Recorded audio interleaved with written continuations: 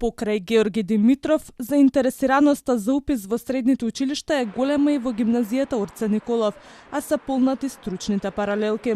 Во тек е вториот рок, а министерката Јаневска задоволна од запишувањето во средните стручни училишта, најави квалификацијско тестирање во некои од скопските гимназии.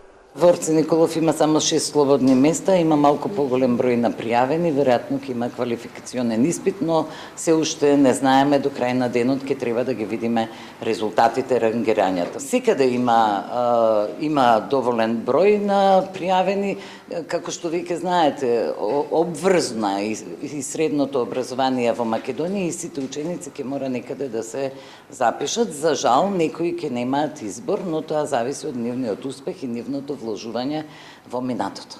Новина во образовниот систем се електронските свидетелства, кои ќе бидат достапни од следната година. При запишувањето во средните училишта и факултетите, родителите и учениците нема да имаат потреба да ги носат документите. Образовните институции ќе имаат директен пристап до електронските свидетелства преку поврзаниот систем, додава Јаневска.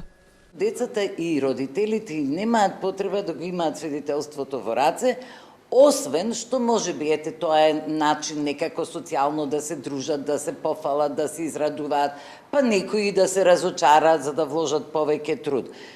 Тоа ќе можат да одлучат учениците и родителите. Впрочем, училиштето секогаш може да искористи 1 до 2 топа хартија од по 500 денари за да им даде некако вид на документ на децата дека еве завршиле 4-то, 5-то или 6-то одделение. Јаневска смета дека населението не е подготвено и постои одреден процент на дигитална неписменост во руралните средини, каде ако не им се даде документот во раце, луѓето не знаат како се завршила учебната година. Очекува до година најголем дел од свидетелствата да бидат само во дигитална форма.